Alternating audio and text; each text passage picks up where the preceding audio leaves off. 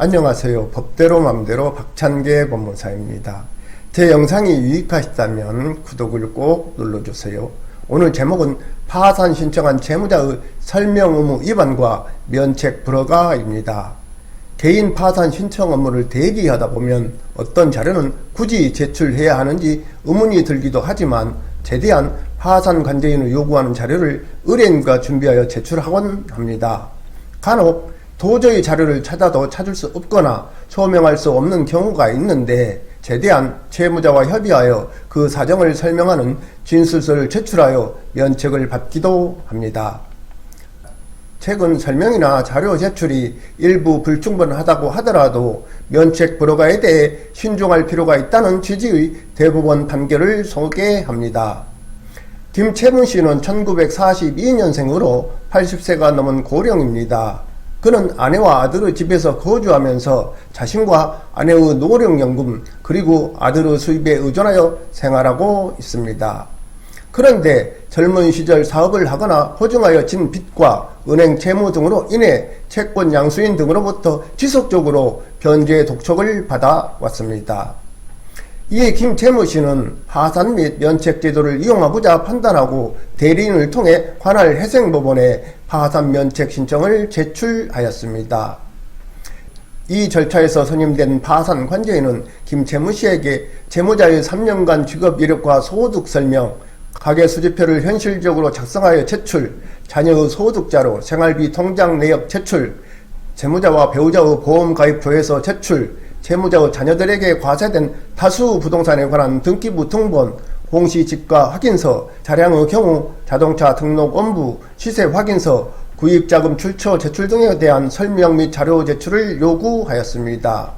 이에 김채무 씨는 파산 관계인의 요청에 의해 일부 자료를 제출하였으나 구체적인 구입자금 출처는 제출하지 않았을 뿐만 아니라 채권자 집회 및 의견 청취 기일에 3차례 불출석하였습니다. 이에 회생법원은 김채무 씨에 대하여 면책 불허가 결정을 하였고 김씨가 즉시 항고하였는데 항고심은 김채무 씨의 파산 관계인의 거듭된 요청에도 불구하고 아들의 직업 및 수입에 관한 자료, 김씨의 주거지에 관한 자료, 김씨 및 배우자의 보험 관련 자료 등을 제출하지 아니한 행위는 채무자 회생법에서 정한 설명 의무 위반에 해당하고 김씨가 정당한 이유 없이 3차례 채권자 집회 및 의견 청취 기일에 불출석한 것은 채무자 회생법에서 정한 의무 위반 행위라고 하면서 면책 불허가 결정을 한 제1심 결정을 그대로 유지하였습니다. 김씨의 재항고에 따라 대법원은 채무자는 파산 관계인, 감사위원 또는 채권자 집회의 요청이 있으면 파산에 관하여 필요한 설명을 하여야 하고 채무자가 정당한 사유 없이 설명을 하지 않거나 허위의 설명을 한 때에는 설명 의무 위반죄로 처벌하며 채무자에게 설명 의무 위반죄에 해당하는 행위가 인정되면 면책 불허가 사유에 해당한다. 설명 의무 위반죄의 대상이 되는 파산에 관하여 필요한 설명이라 함은 파산 관계인 등이 채무자에게 요청하는 모든 사항에 관한 설명을 의미하는 것이 아니라 구체적인 사안에 기록상 드러나는 여러 사정 등을 고려하여 파산 절차의 진행을 위하여 필수적인 내용에 관한 설명으로 한정되어야 한다. 만일 파산 관계인 등의 설명이나 자료 제출 요구가 파산 절차의 진행을 위하여 필수적인 내용에 관한 것이 아니라면 그에 대한 채무자의 설명이나 자료 제출이 불충분하다고 하더라도 설명 의무 위반죄가 성립한다고 보기는 어렵다. 채무자 회생법 제564조 제1항 제5호는 채무자가 이 법에서 정하는 채무자의 의무를 위반한 때를 면책 불허가 사유로 규정하고 있다.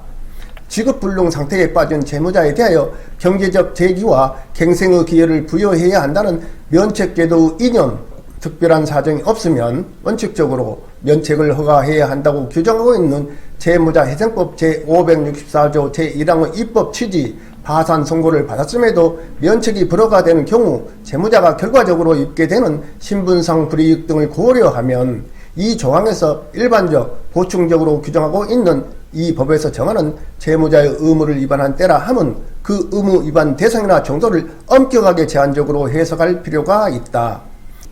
김채무 씨가 자녀들의 명의를 빌려 실질적으로 그 재산을 보유하고 있다는 점을 의심할 만한 별다른 자료가 없다면 김채무씨 자녀의 직업이나 수입, 그 재산의 형성, 경위는 이 사건 파산 절차의 진행을 위하여 필수적인 내용이라고 보기 어렵고, 여기에 김채무씨의 문서 제출 명령 신청에 따라 보험 관련 자료 회신이 도착한 점, 김씨가 자녀들에 관한 일부 자료를 제출한 점을 보태어 보면 김씨의 설명이나 자료 제출이 불충분하다고 하더라도 설명 의무를 위반하였다고 보기 어렵고, 김씨가 세 차례 채권자 집회 및 의견 청취 기일에 불출석한 정도만으로는 채무자의 의무를 위반한 때에 해당한 것으로 평가하기 어렵다고 하면서 항소심 후 면책 불허가 결정을 파기환송하였습니다. 사례의 경우는 80세가 넘은 고령의 할아버지가 파산 및 면책을 신청하여 면책 결정을 받아 과다한 채무로부터 벗어나고자 하는 취지로 보여집니다.